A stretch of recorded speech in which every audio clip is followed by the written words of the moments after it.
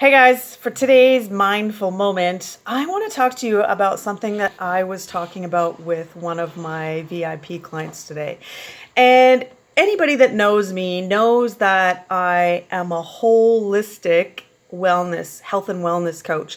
And I spell it WHOLE for a reason because I deal with the whole person.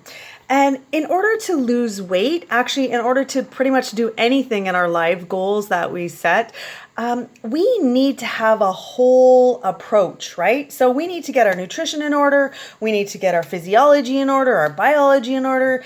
And one of the biggest things that we need to get in order is a successful mind. We need to have a successful mind. How do we think our thoughts? Are our thoughts true? Are we questioning ourselves? Are we asking what we believe? Is that true or not? Because like I've said in the past many times, our beliefs are just that. They're beliefs. They're things that other people have taught us throughout our lifetime. We believe it because we keep practicing at it as a truth. And it's not necessarily always true. And it's when we take a step back and ask ourselves, why do I believe this? Where did this belief come from? Who gave it to me? Do I even know? And is it freaking true? Is it true? Because a lot of times it's not true.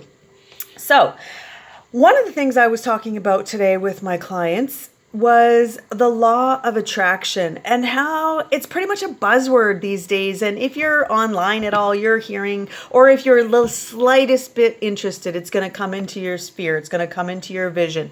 Law of attraction, right?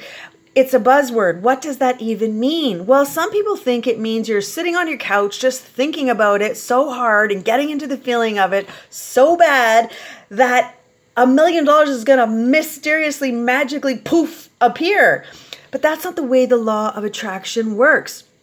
But there's something else called the law of vibration, and that really goes along with the law of attraction.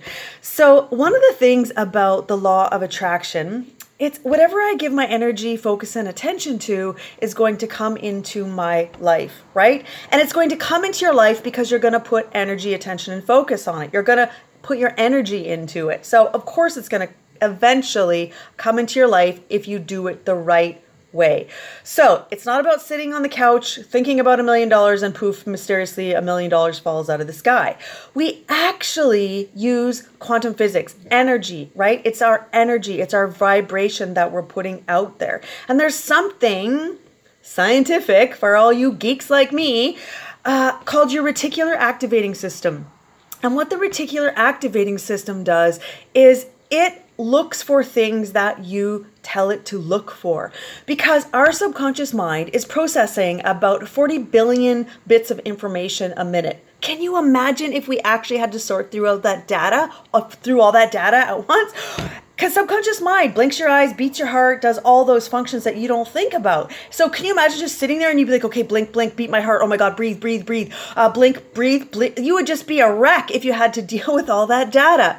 So we have something called our reticular activating system. And what the reticular activating system does is only focus on limited amounts of things. Not that the other things aren't there, because those things are all there. Everything is always there. Everything is always available. You just don't notice it because you haven't put any energy, attention, or focus onto it. And this is where we get our blinders on when we're trying to change our lives. And I'm going to use the example of weight loss, right? So when we're trying to change our minds and we're trying to change, we can't see opportunities. We can't see new things or new beliefs or new thoughts because we're stuck in this linear line of vision right here. We're only focused on what we're focused on, whether it's this doesn't work, or I need to have this diet, or I've got to eat this kind of food, or that person's not going to like me if I don't eat this. We're very focused on this. So the reticular activating system says, oh, okay, those are the things you're focusing on. Those are the things that we'll bring into line well, that's the data that we'll include in this sphere right here. Another example of this, which is probably a bit more clear, is, when you're shopping for a car, you're looking for a new car, and let's just say for discussion's sake, you're looking for a red Jeep. Now, you haven't seen tons of red Jeep, but you start talking about red Jeeps, you start thinking about red Jeeps, you start looking at magazines with red Jeeps, you start looking online for it, and then pretty soon, all you freaking see is red Jeeps, and you never saw them before.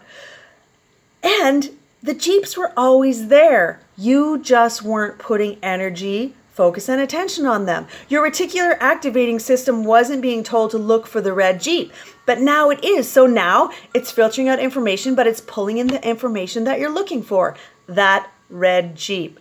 Reticular activating system. There's also something that I was talking about that I want you to know about, and it's called Hebbs' law. And Hebbs' law says that neurons that fire together wire together. So if you continuously keep on thinking shitty, crappy thoughts, my life sucks, that person's an idiot, I'm never going to lose the weight, this isn't going to work, you keep on putting those neurons together. Those neurons are getting stronger and stronger and stronger in that pathway of this isn't going to work. I don't, that person's this, that person's that. It'll never, the Debbie Downers that we all have been at one time or another in our life. And so those neurons just keep laying down and creating more tighter neurons. So it's really hard to get out of that. It's hard to get out of it.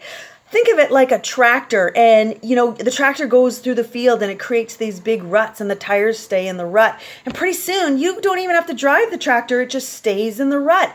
And it's really hard to get out of unless you make a conscious effort to get out of that rut, right? Neurons that fire together, wire together, they're getting super strong. You got to make a conscious effort to get out of there. Start sprouting new neurons. Yeah, this can work. I could see how that could work. I don't see the solution yet, but I'm open to finding the solution. I'm open to it being there. See what I'm saying? So that's your mindful moment today. I hope that it helped. And if you have any questions about this, I would love, love, love to discuss it with you.